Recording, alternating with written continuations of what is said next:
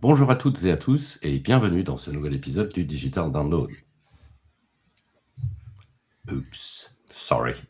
Good afternoon, good morning and good day, wherever you may be joining us from. Welcome to another edition of the Digital Download, the longest running weekly business talk show on LinkedIn Live, now globally syndicated on TuneIn Radio through IBGR, the world's #1 business talk, news and strategy radio network.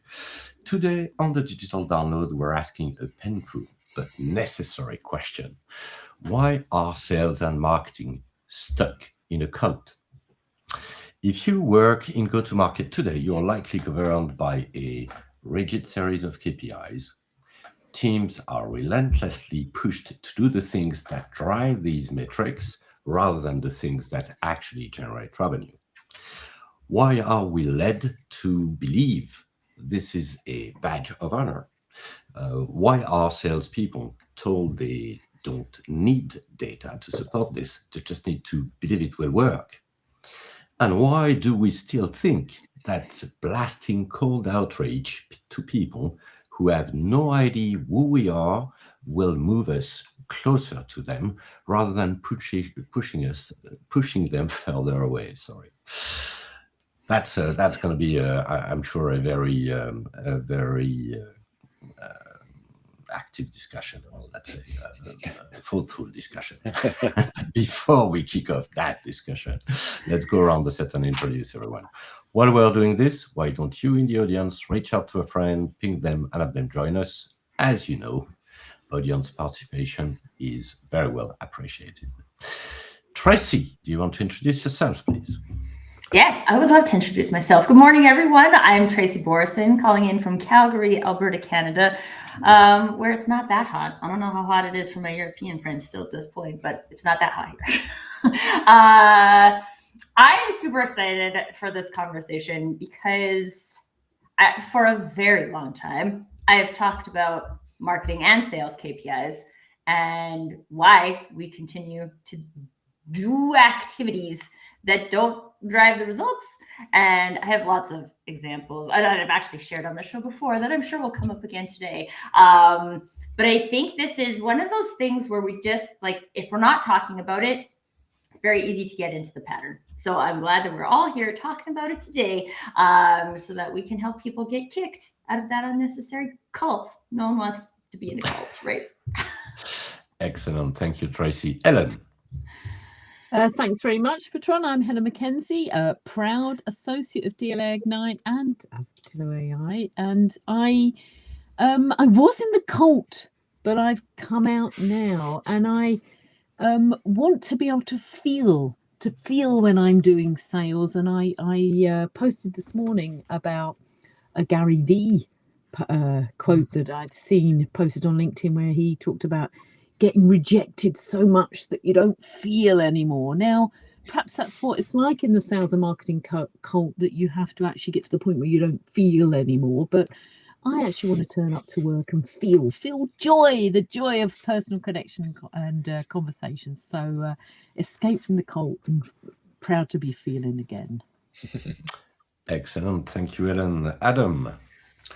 Hi, everyone. I'm Adam Gray, co-founder of DLA Ignite and co-founder of Untitled AI. And yeah, this is a drum that we all keep on banging, I think, isn't it? Because it's so important.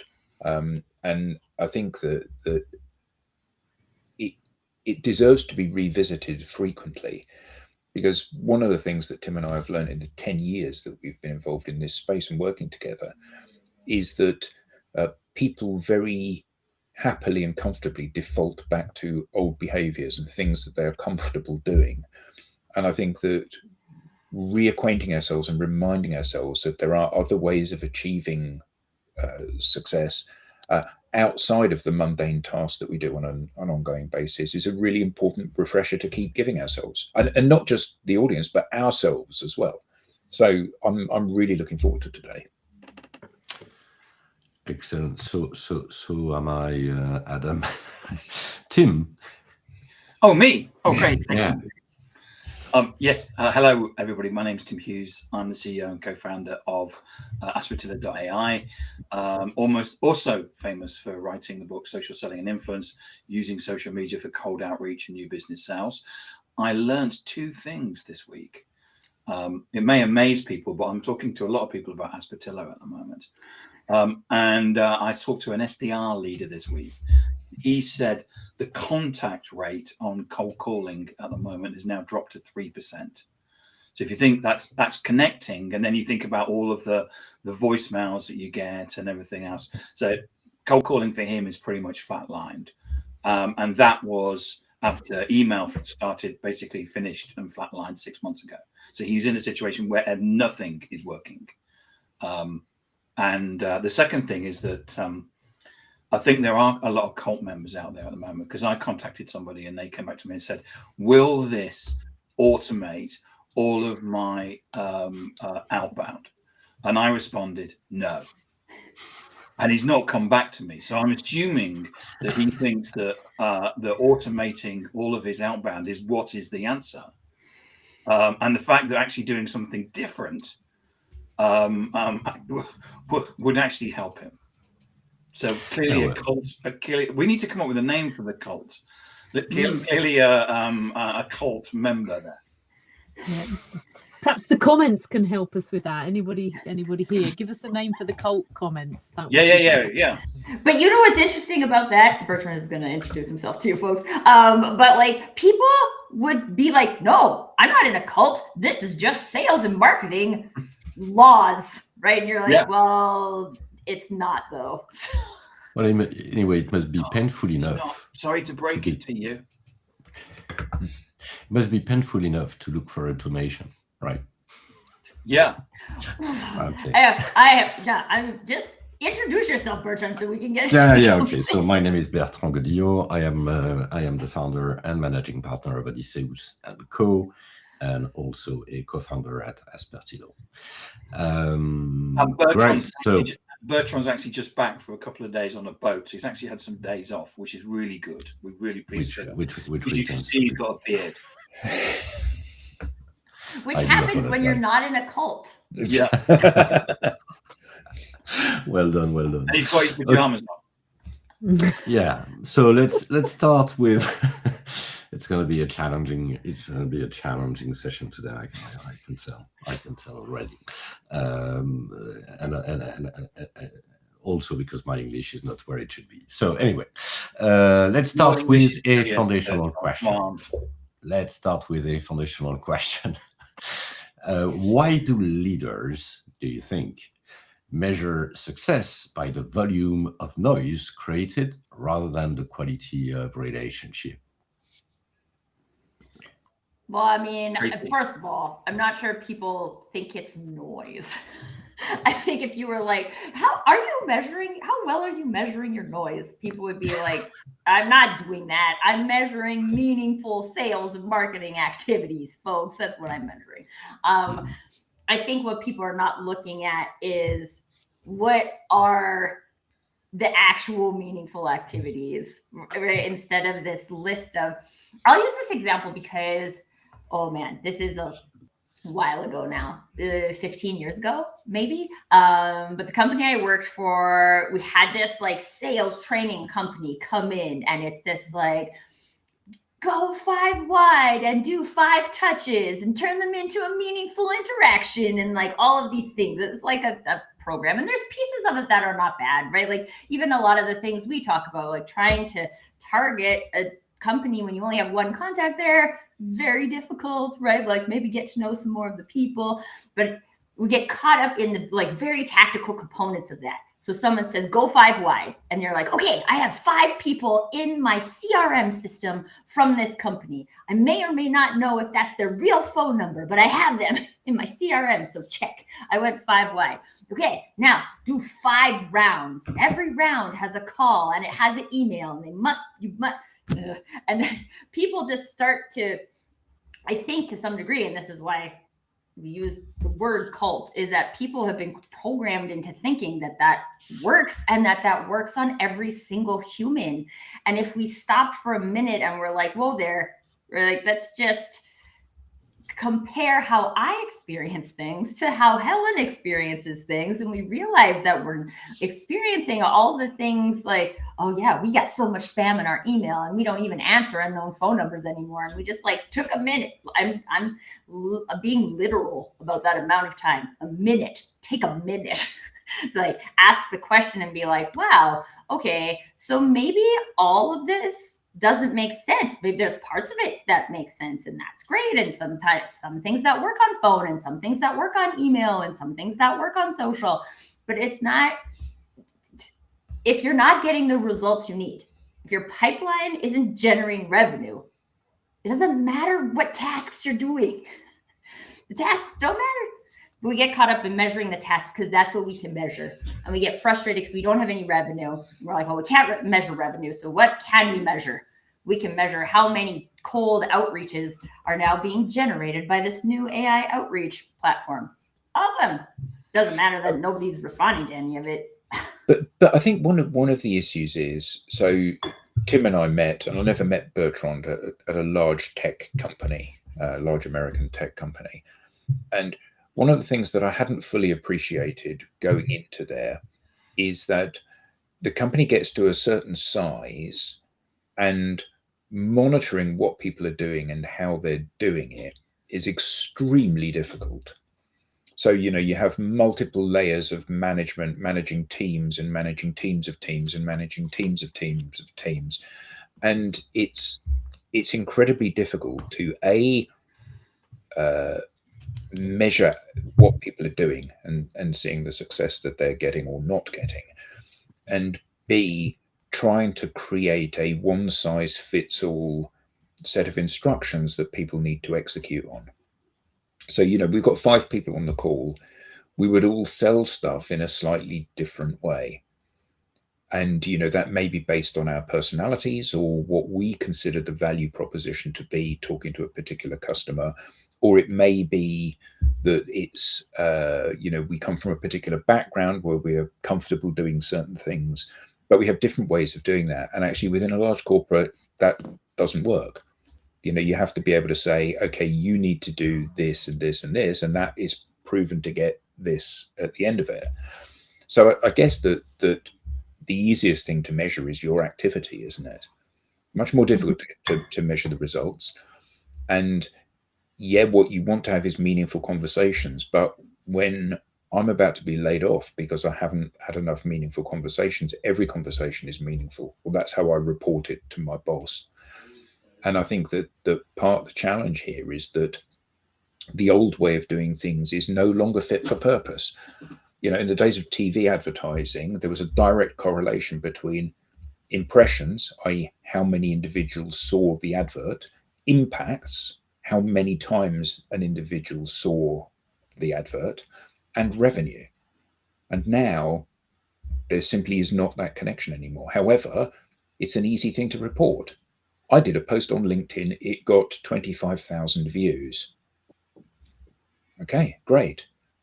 The phone hasn't rung once, though. 25,000 people saw it. Not a single person has called me. So there is no correlation between these things yet. And I think that leads, the thinking about things like lead and lag indicators are coming here. So your sort of lead indicator for sales is activity, seems to be.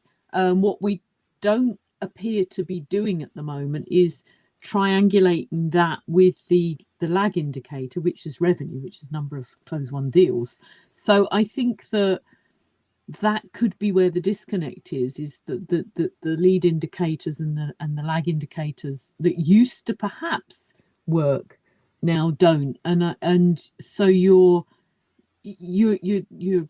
stuck in a time warp. I think also I would say that back to the idea of the cult, that there is the cult of, I love the phrase self-flagellation. I think this is brilliant. Like self-flagellation. Let me just make another call where somebody's either going to not answer it or they're going to answer it. I'm going to start the thing and they're going to put the phone down, or I'm going to go to voicemail with one of my lovely voicemails, never to be heard again. But I've done it. I've self-flagellated. I've made another call. I've sent another email. So this idea that that, you know, it's quantity, not quality, that it's got to be hard. If it wasn't hard, it's not going to work. But also, I think that's really dominant in sales, that somehow sales is it's just the one where you've just got to, you smash it out. You've just got to just keep on keeping on. And I don't know whether, you know, there's a lot of people making a lot of money out of that. There are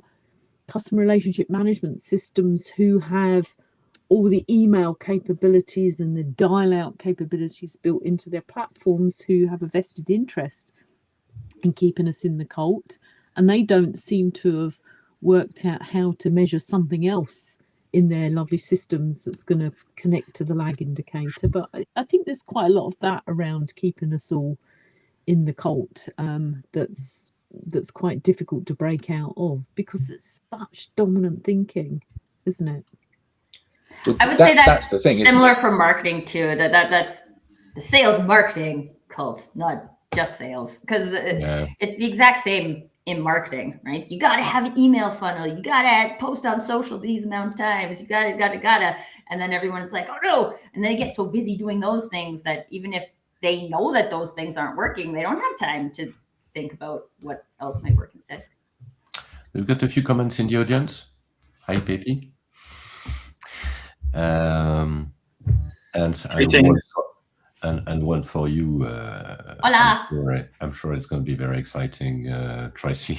One from Greg. Hi, Greg. Yes. Hi, Greg. This has always been the root divide between marketing and sales. I leave that with you, Tracy. You go, Tracy. Okay, so I mean, I actually think this is a problem in marketing, right? Like, if marketing's job isn't, and Greg has another post too, where like marketing gets paid even if sales doesn't hit quota, right? Mm-hmm. Like, that's ridiculous.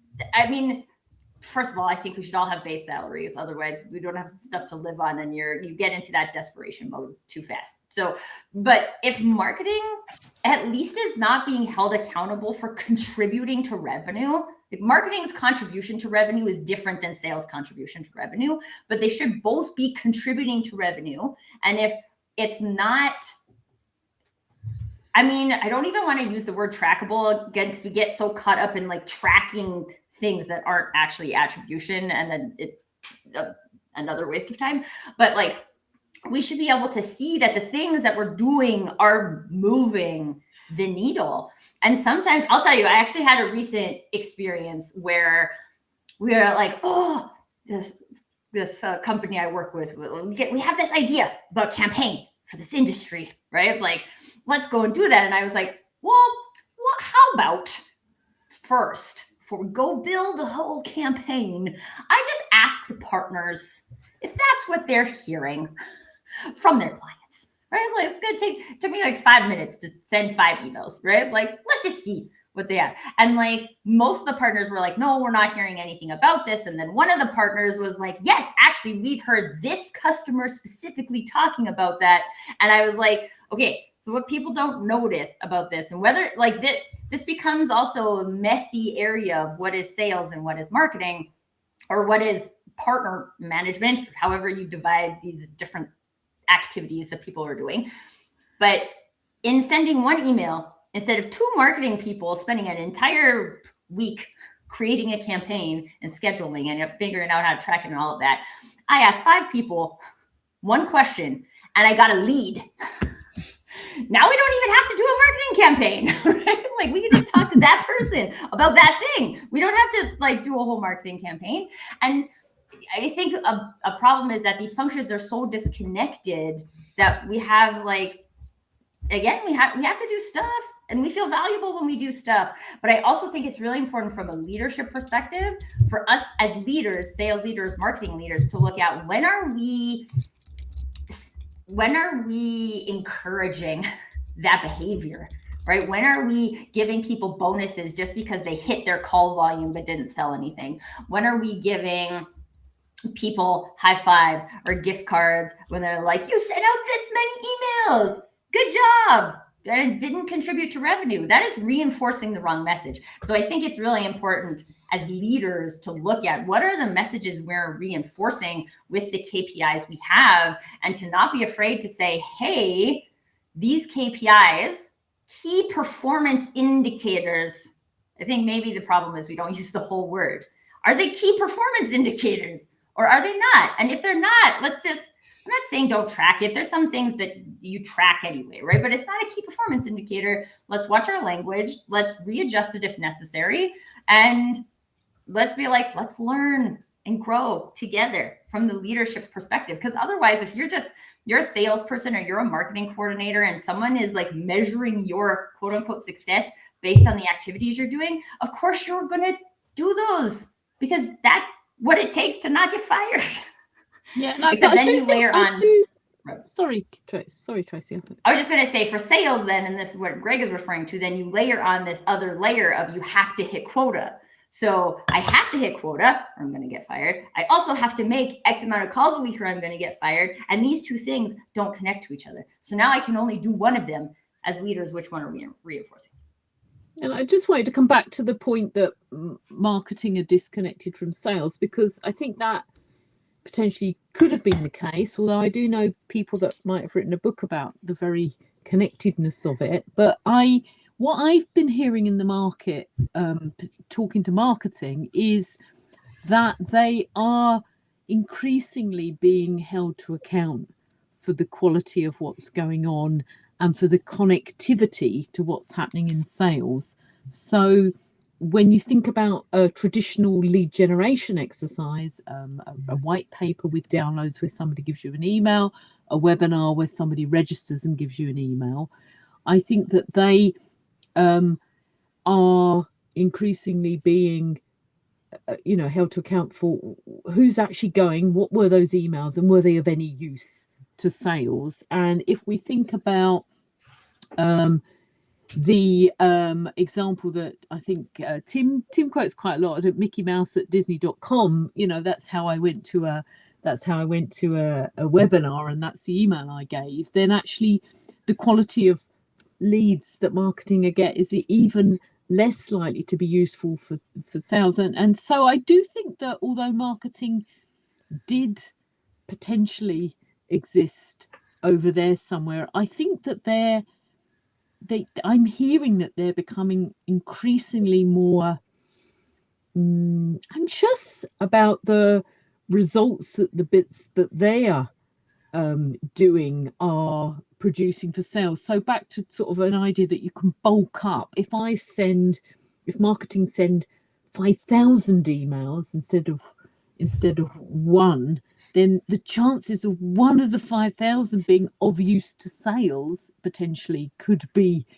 is more theoretically, because you're just bulking up. If I send 1 million, am I going to get whatever? So I think that's just an interesting dynamic that's going on in some of the people I'm talking to in marketing, that their seats are increasingly feeling a little bit more uncomfortable. Also with AI coming in and being able to spin up content, if what we need is content and an AI can do that for us, I hear founders saying, well, we need a few blogs, but we're just using AI. We're not taking anybody on doing marketing just yet, because we've got a few people here that can write some stuff, and we're just using AI to spin it up again. But the problem with that, and I know that that's a thinking that pervades organizations, but the problem with that thinking is that you are teaching people not to continue to consume the content that you're creating, isn't it?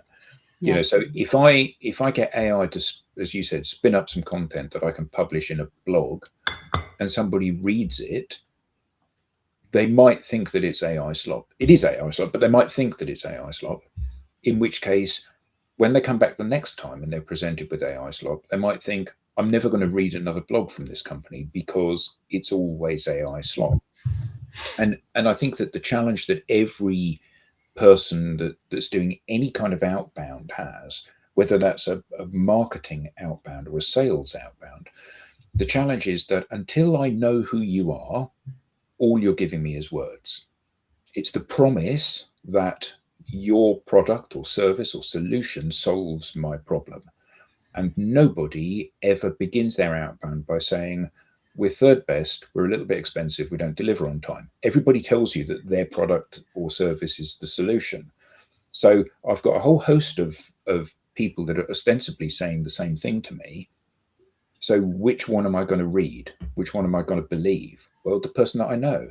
If Eric Smith over there, who I've never met or spoken to, sends me an email that says, I think this is something you should consider, that's very different to Tim sending me an email that says, I think this is something you should consider. Because one of the people, I don't know who they are, and the other one has built equity over a period of time with me.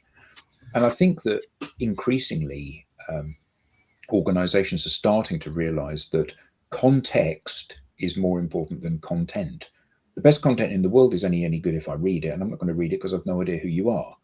Okay, so that's the issue that has to be addressed, isn't it? There needs to be some kind of relationship or platform that gives that piece of content context in order that I'm going to consume it, invest my time and effort in reading it, but also be in a mindset that makes me think this person is speaking the truth rather than just telling me what they think I need to hear to buy their product.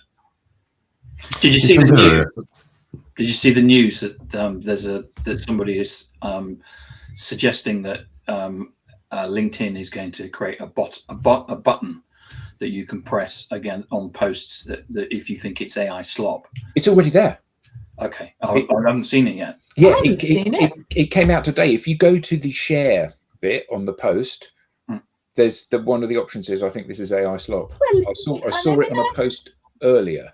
I think it's disingenuous, though. I mean, way before AI, I was doing some research for some study guides that I was producing, and I was using the internet for research. And the quality of some of the blog posts that must have been being written by human beings, because there wasn't the ability for anybody else to write them in those. That's how long ago it was, in a quill pen, was debatable. And I don't like the idea that it's a little bit like 4 legs good, 2 legs bad, as in like, you know, if I make use of AI to help me create some content for you that is helpful, how's that a bad thing? If actually what I've done is created some content which is thoughtful, which is helpful, and actually is something that could be useful to you. And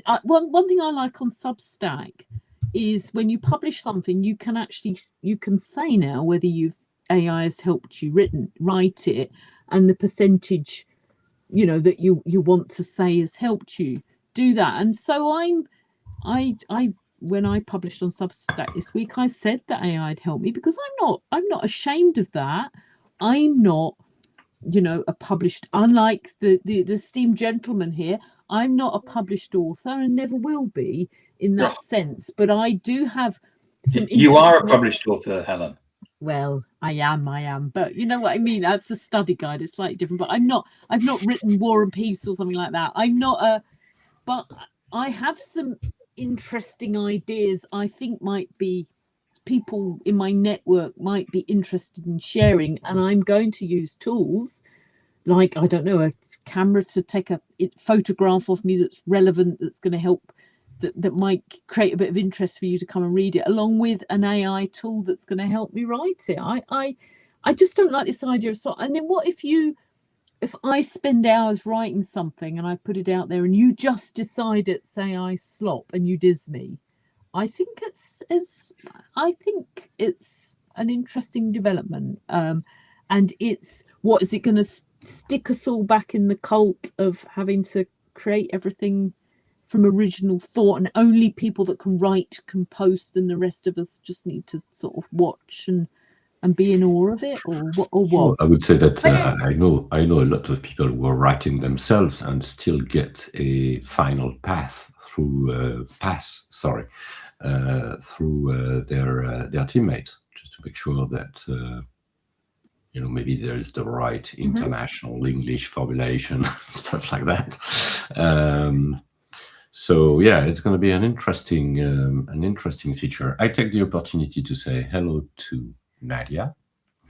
Hi, Nadia, and thank you for joining us today. And I'll go back, because there are a few good comments from Greg as well. But one question before we move forward. I think there's behind the scenes, there's also the question of how do you grow your business? Because when you're a startup company, there is no question whether marketing and sales are aligned. I don't think there is any question mark on this. And they are probably, and most certainly both, let's say, incentived on revenue. And there is no new KPI, etc. So there's some sort of, I think, recurrent pattern here, since we talk a lot about AI, that takes us through that journey where all of a sudden there is the gap between these two departments or these two functions is actually widening. And before they completely diverge, which can be the result. But then the question is, if you don't use these KPIs, which are about looking after your activity, then how do you measure progress? Good question. So I want to quickly address the widening of the gap between sales and marketing, because there are some industries at some size of business where that actually works. So if you are in a B2C retail environment, you are going to have your marketing team over here that is responsible for driving people to a website, to a store. That's their job. You're going to have salespeople whose job is converting, right? So it is a funnel. It's actually a funnel. Whereas in B2B sales is not like that, right? And it will never be like that. So whereas in some instances, a divergence is actually fine, right? Like that's fine. I worked in a big retail marketing organization. The marketing team's job was to drive people into the store. A salesperson's job is to take who comes into the store and sell them something. That's how the system is built. So when the marketing and the sales are in alignment with the system that sells, then it's okay if they are intricately combined. I worked in marketing. I didn't know any of the salespeople. I would talk to store managers to figure out what kind of things do you guys think would drive traffic, and then we would do stuff. But it was not. It wasn't interwoven by any means. So I think it's also important for people, just in case we get anybody watching the show who is looking at B2B mass sales, right? You might be good. It's not necessarily a problem. Where you come to the problem is on the results side, right? If the things that you're doing are driving the results, then the things that you're doing aren't matched to your business or aren't matched to your industry or mismatched somehow. So I think that's the important thing to look at, is how is this match, how is what we've created here and what we've created here adding up to what we're trying to do, or not adding up. And if it's not adding up, let's try something else. But I think that goes into how are we as leaders, as business people, enabled in our adaptability versus in our commitment, right? We say these, we are if you're a person who hits those KPIs every month, they're the most dependable person, right? You get these names and these awards that are you want to keep doing this. This comes back to what are we encouraging people to do?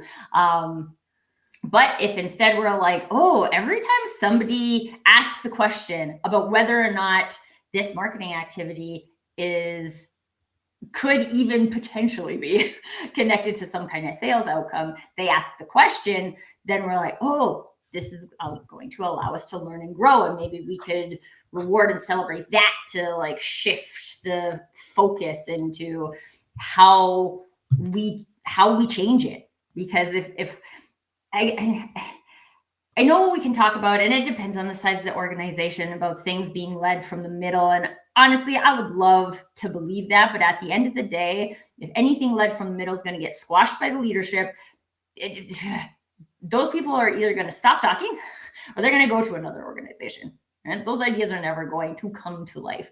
The leadership team has to be the ones that are capable of seeing that what they're doing isn't working anymore. And if we don't have enough self-confidence as individuals to say like, oh, well, you know what? Cold calling did work really well in the 80s because people had no other way to figure out who we are. And they actually received that as being helpful. And now I still want to be helpful, but contacting people that way isn't perceived as helpful anymore. So now I have to figure out what is perceived as helpful these days so I can go out into the world and be helpful. And I think being helpful is the thing that marketers should focus on too, not just like sharing content. But I think we've got to, it's easy to stay in a cult. That's why they call it cults. Right? People are programmed to stay in them. And until someone is like, oh, except everything about this cult doesn't make sense.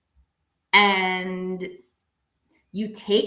honestly, there probably is some kind of risk then that you're taking to say like, I'm going to leave this cult.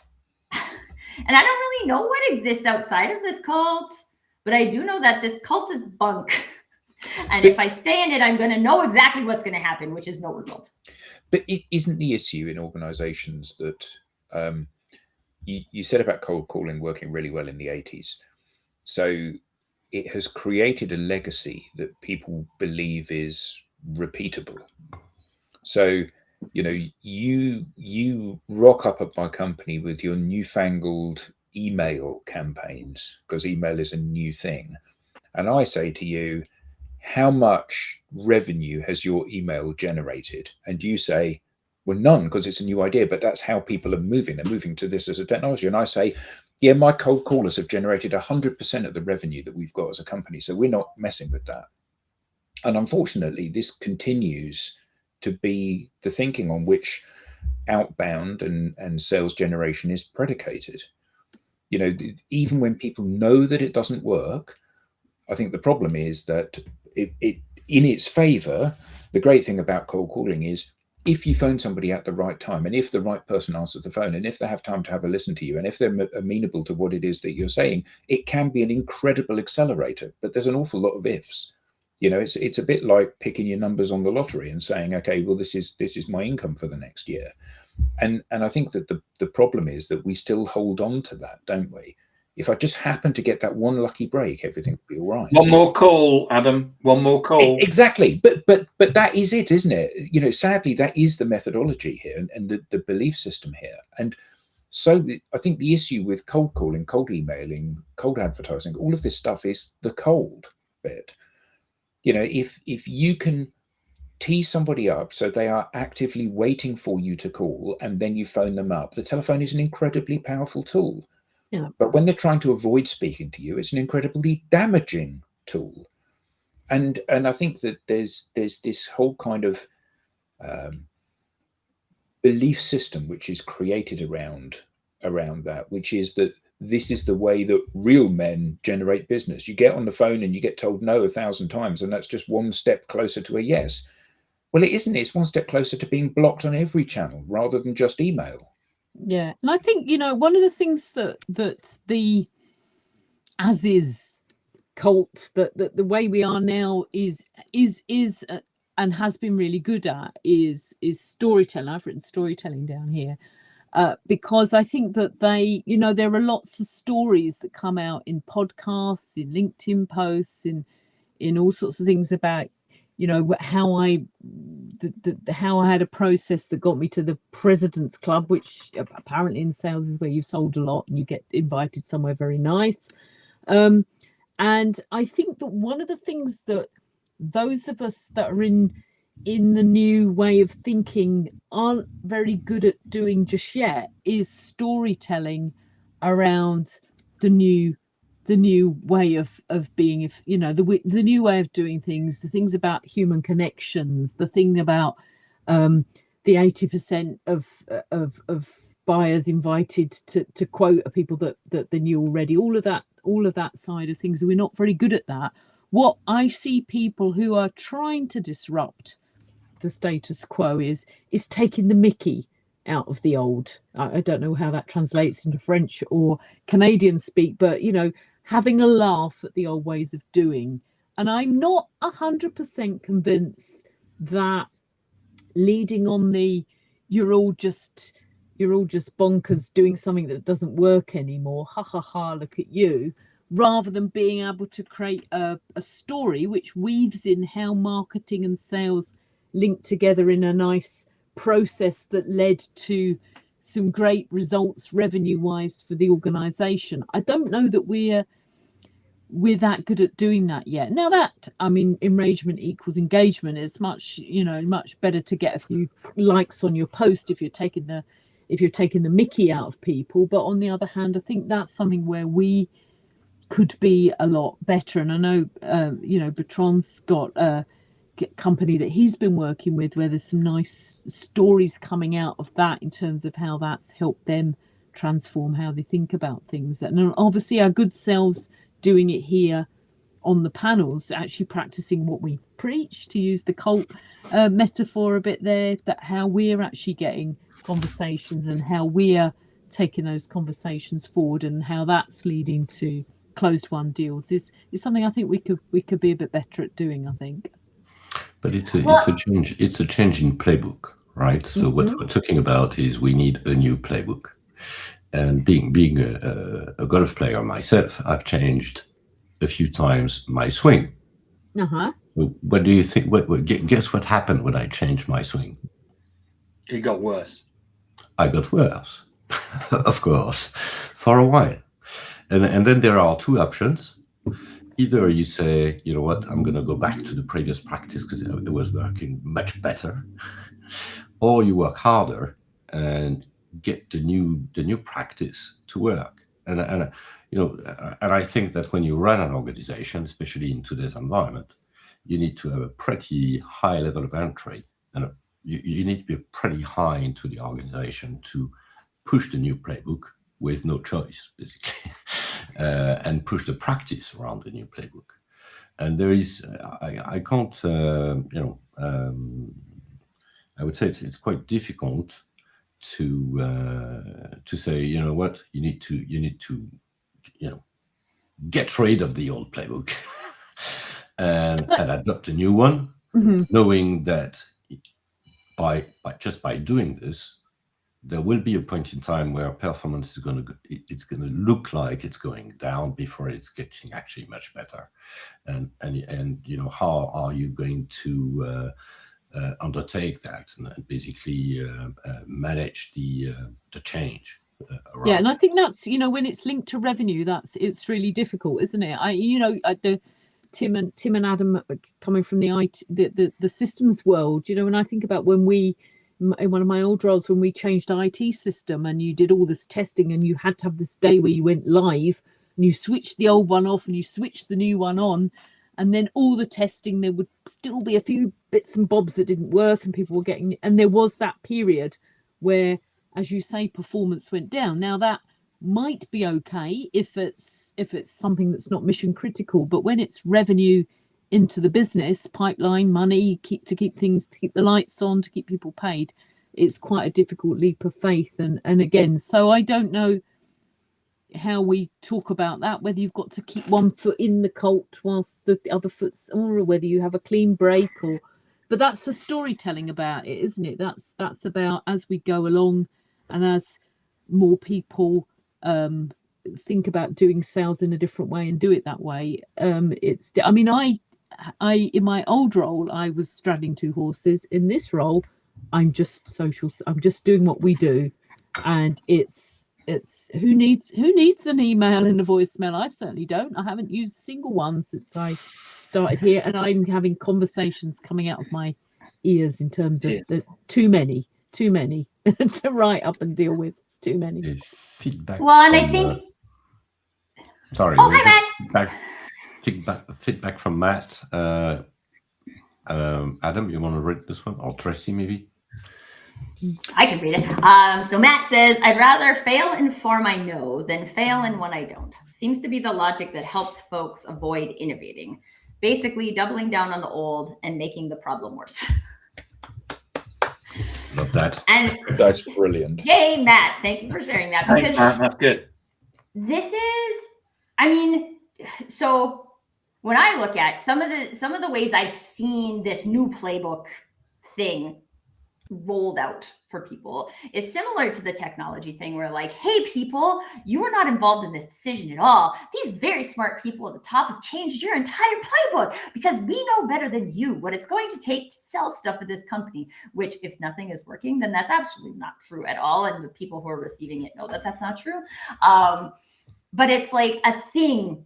If a playbook is just a thing that's like pushed on you and I'm not the type of person, I can't do it anymore, right? Like if someone is like, here's a playbook, and I'm like, this, and this about this playbook is stupid, and I'm not going to do this.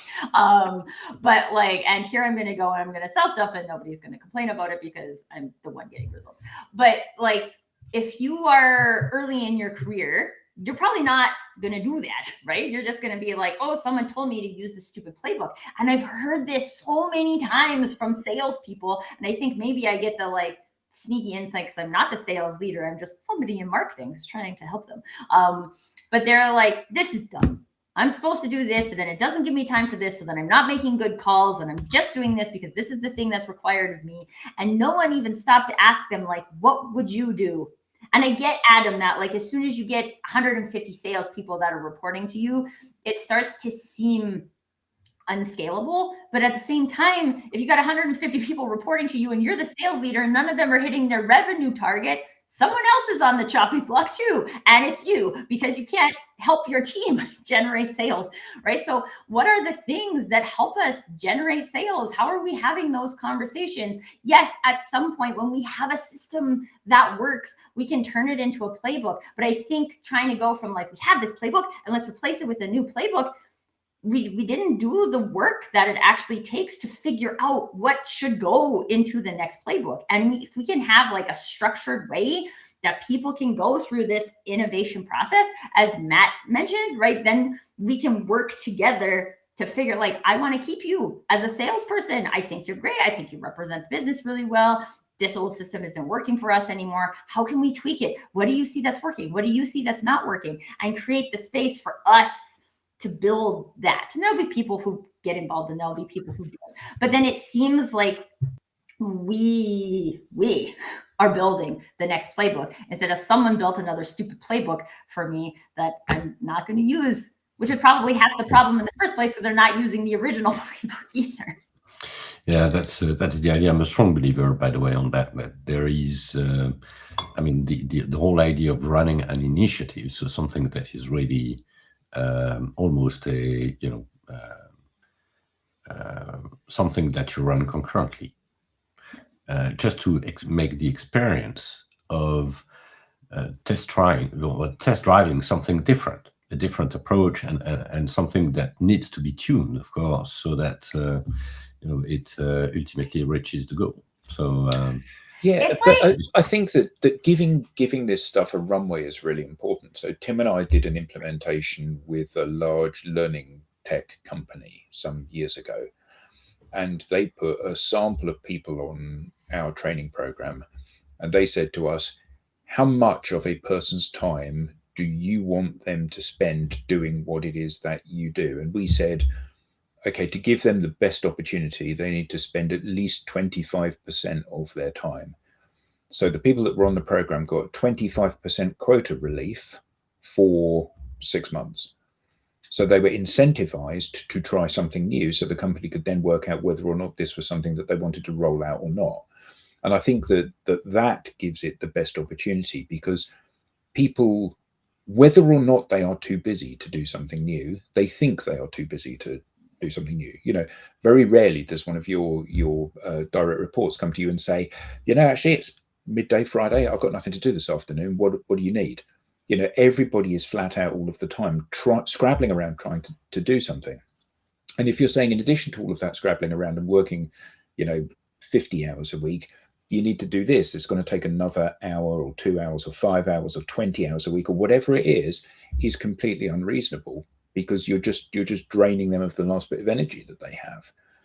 But I think I think you said, Tracy, that it's about creating an environment to innovate.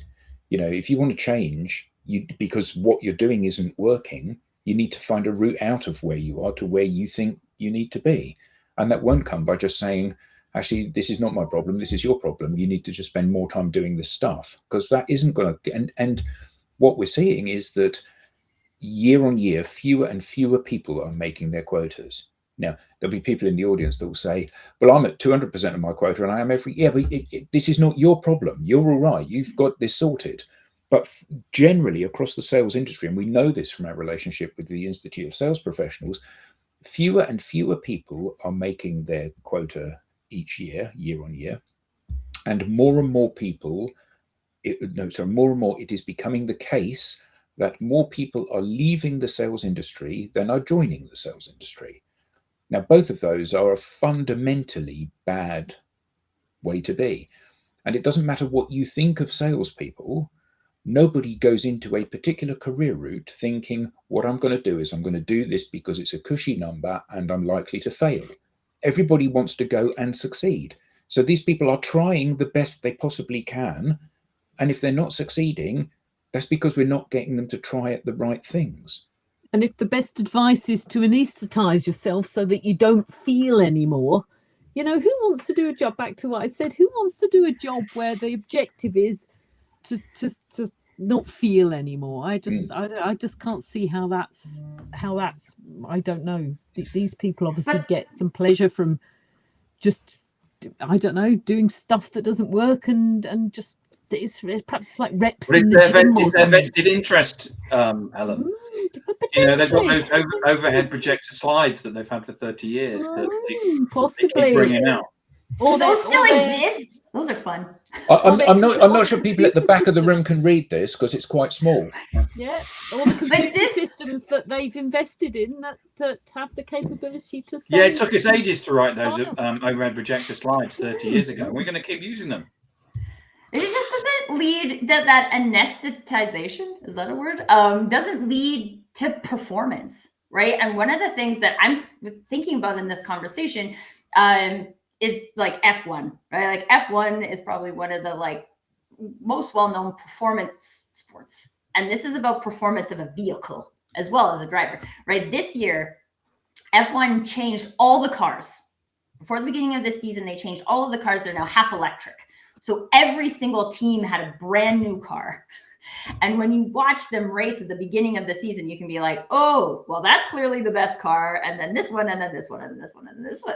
And there was at the bottom, these are not good cars, right? They're not good cars. And then recently in the races, these cars have been performing better. Why have they been performing better? Because the people saw that they weren't performing. And then they took that away and were like, okay, this isn't meeting even the minimum viable requirements, right? We're not coming in the top 10. We're not getting any points. How do we get points? How are we going to change this electrical system, or how are we going to change the seat so we don't disable our drivers, right? We have the missing performance is actually an indicator of something to change. And if you're looking at it like that, this is one of the things I love about F1 is that the entire industry looks at it that way, right? We're all here to win. We're not all here to spend millions upon millions of dollars to lose, right?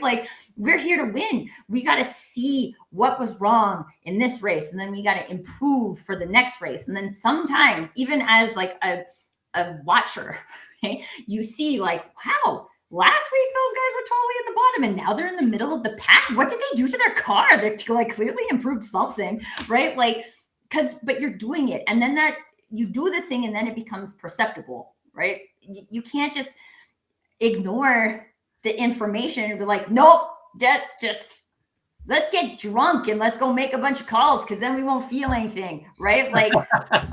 Yeah, I don't think anybody's recommending that. One more call.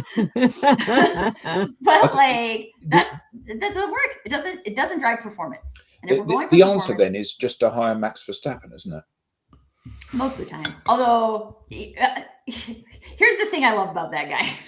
Right? He demands performance and he will not sugarcoat it, right? That guy is there to win and he wants everyone at his team to care as much about winning as he does. And when they don't, you can hear it over the radio, right? I kind of love that. I'm a big Verstappen fan, although we're Team Mercedes in my house. but like that you need those people. And I actually think like all of our organizations, small businesses, large businesses, we have those people. We have those people who want to see the performance. Sometimes they're in leadership positions, sometimes they're not.